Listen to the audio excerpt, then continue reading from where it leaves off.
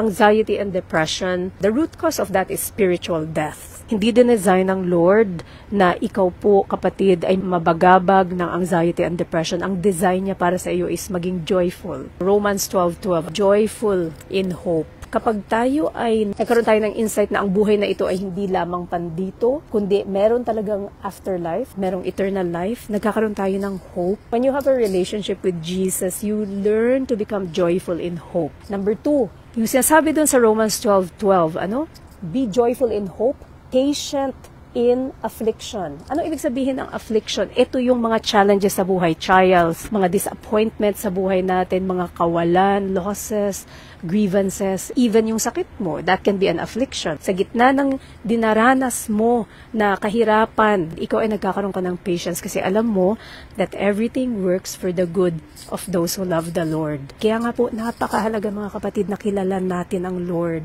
Nade-depress ang maraming tao, nagkakaroon ng anxiety because you cannot have that patience in your affliction dahil hindi mo kilala ang Panginoon. And finally, faithful in prayer, kapatid. Prayer is yung ating means of communicating with our Father. Kung wala itong communication na to, kapatid, magkakaroon ka talaga ng anxiety, ng depression. You know, the Lord longs for us to communicate with Him.